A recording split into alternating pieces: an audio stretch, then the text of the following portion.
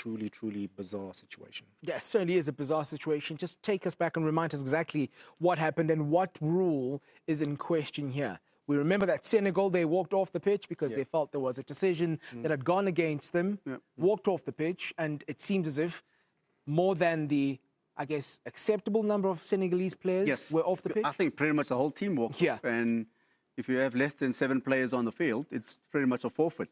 So it's the same as to, I think, if you get 3 or 4 red cards, more 4 red cards, then it's also a forfeit. You know, you can't continue with less than 7 players. But the whole team walked off. And I think it's also the amount of time they spent off the field.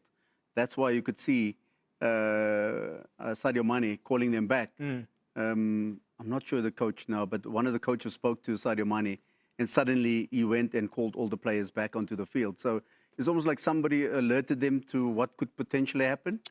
That's why everybody came back. It's Pap Chow, it was taken. Claude No, not his coach. Claude Leroy. Claude Leroy, yes. It was another coach. It wasn't somebody that's involved. Claude Leroy. And that obviously triggered Sadio Mane to get his players back. But Morocco obviously appealed, and the CAF appeal board gave it in favor of Morocco. Again, it's a developing story, so throughout the course of the week, you'll be hearing plenty of it. Salomon Kalou, as someone who's won the Africa Cup of Nations, what do you make of all of this? Yeah, fairly. I must say.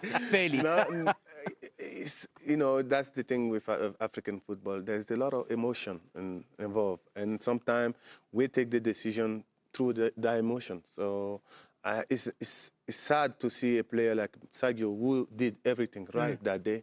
He went to get his player.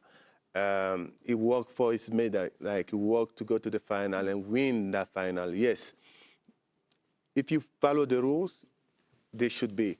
But for me, it's also unfair on a player like him that put African football in some level, and to take away what he's worked for so long, that's unfair a little bit. If you're Morocco and you're hearing all of this, are you celebrating?